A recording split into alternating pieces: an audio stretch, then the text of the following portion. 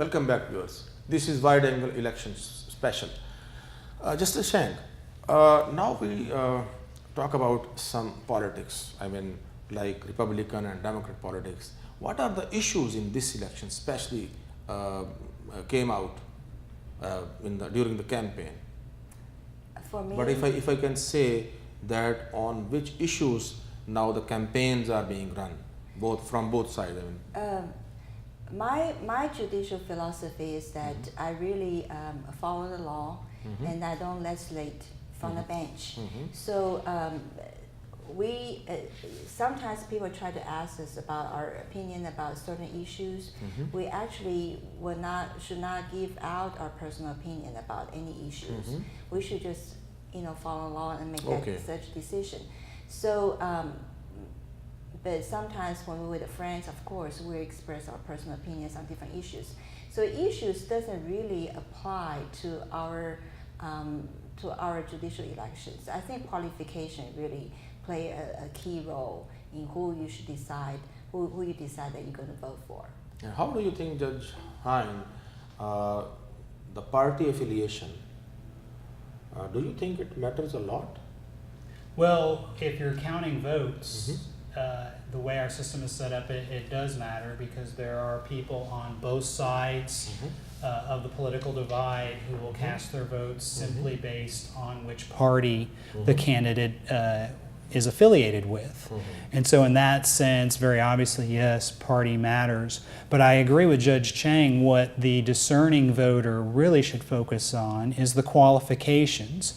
And you can do your own research, but you can also look at what other organizations who analyze the candidates and their qualifications come up with various voter guides, endorsements. And so you can look, I think Judge Chang and I were both endorsed by the Houston Chronicle. I think we both won the Houston Bar Association preference poll by wide margins. You can look at those types of indicators from other organizations who may have a little bit more in-depth knowledge of the candidates. Is the party affiliation mandatory to run election? Yes. You have to run in a primary first. Yes. But on the ticket of party? On the party ticket? Yes, on the particular party, which is fine with me because I have been a Republican for more than 20 years. And what do you think? A judge should have affiliation with the party, any party?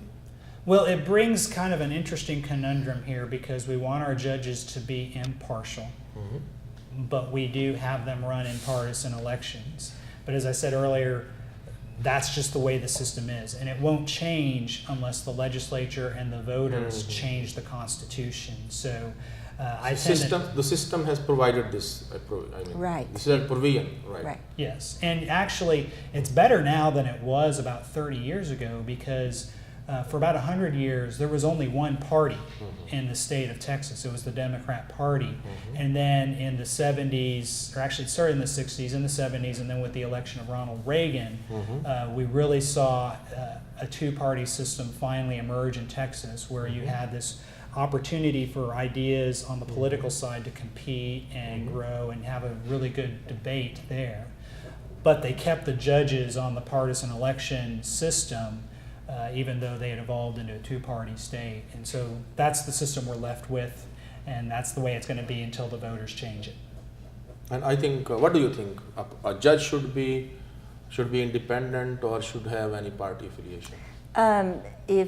If you ask me, I think it's probably we should not have party affiliation because I think you really should look at the judge whether he or she is qualified to do that job or better qualified for that job. But like Judge Hein said, that's the system where we have now, so that's the system we have to run at. And when you function as a judge, do you have any pressure from the party in certain cases? Well, no. what you get, we have what we call the adversary system. The way our system's set up, we got it from England, where each side gets to come in and make their best case, and they fight against each other. And so you have people with extreme views who will push you one way or the other based on what they think the outcome should be. But kind of looping back to what you asked earlier, none of the lawyers come in with their party name tag on the lapel of their suit and say, I'm the Republican, or I'm the Democrat, or I'm the Libertarian lawyer in this race. And we don't go and check. We don't let that be a part of our decision making. We listen to what the evidence is, we listen to their arguments, we look at what the law that the legislature passed says, and then we decide based on the rules that apply to everybody, no matter their party affiliation, and what the evidence in this particular case shows, we decide what the But during the hearing, if you have and if you receive any recommendations or pressure from the party to in deciding in favor or in against any, I mean, what will you do? It never happened to me in my life. It never happened. And I think you have to remember we have separation of powers in United States. So we're a judicial branch. So we are our own branch. We should not be influenced by legislative branch. We do follow the law that whatever the legislatures that enact, but we're a separate branch.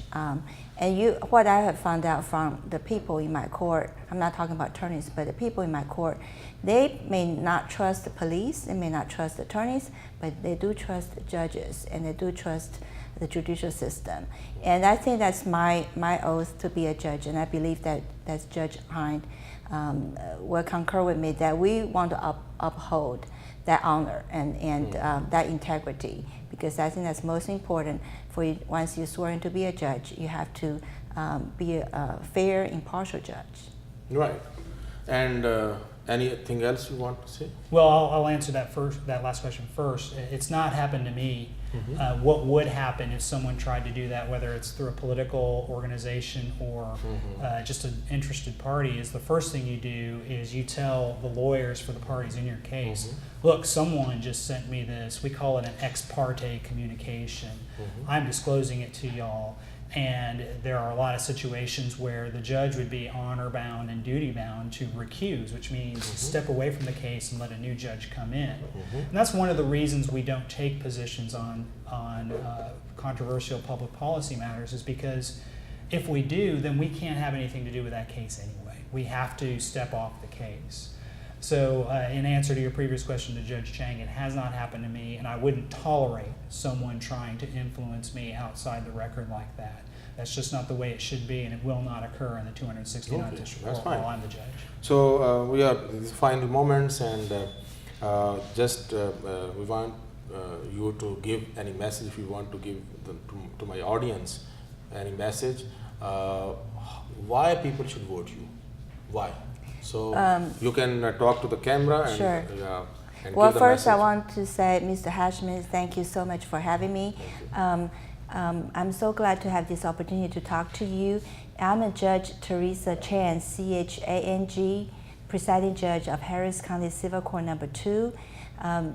Harris County has a very long ballot, so if you live in Harris County, and I'm most qualified for this position, having endorsed by the Police Union and the Association of Women Attorneys, Houston Chronicle. If you want to see the full list, you can visit my website. It's www.judgechan.com. But if you want to find my name on the ballot, you have to find the county judge first, and you go down 2 positions down, and it will be Judge Teresa Chan, C-H-A-N-G, for Harris County Civil Court Number 2. It will be my greatest honor to have your vote. And so I will be able to continue serving you as a judge for Harris County Civil Court Number 2. Thank you for having me. Good. Now, Judge Hind. Well, Hashmi, thank you as well. I want to thank you for having us on this program and an opportunity to visit with you and your viewers. I am Dan Hind. I'm the judge of the 269th District Court. It's been my honor to serve you all in that position for nearly 6 years. It will be 6 years next month, and it's been a wonderful opportunity for me to serve you and help you resolve your disputes. You know, I tell the jurors who come through my court that when you serve on a jury, it's the closest thing you will ever have to what Abraham Lincoln called government by the people. And it's just such a thrill for me to be able to involve in that process, and I'm asking for y'all to look for me on the ballot when you go to vote. I think you'll find if you do some research about me that I am by far the best qualified candidate for this race. I've been the judge for 6 years. A number of organizations have endorsed me, including the Houston Chronicle, the Houston Police Officers Union, the Association of Women Attorneys, the Mexican American Bar Association, the Harris County Deputies Organization, the Houston Realty Business Coalition, the C Club of Houston. I just found out this morning that a magazine called Houston Business Connections had endorsed me. You can look for my website. It's www.judgedanhind.com. I'll give you a little hint. My name is spelled H-I-N-D-E, 5 letters, H-I-N-D-E. The last E is silent. So remember, when you are looking for me on the web, it's judgedanhind.com. And when you go to vote, just remember, find Hind for 269. Thank you. Thank you, Judge Shang, Thank you and so thank much. you, Judge Hind, for to be with us today. And good talk. Thank you so You're much. welcome. So Thank you. viewers, you were with us, and you listened. The talk and the discussions, and both of the judges, they gave at length their achievements, their accomplishments. They talked about their views, their mandate, and you are the basic judge. Actually, judge them on the basis of their accomplishment, their achievements, their merit, their integrity, and their qualification. If you like, vote them. If you don't like, but do vote. Come out for the voting. This is the lesson. This is the message of this program. See you in the next show. Until then, Khuda Hafiz.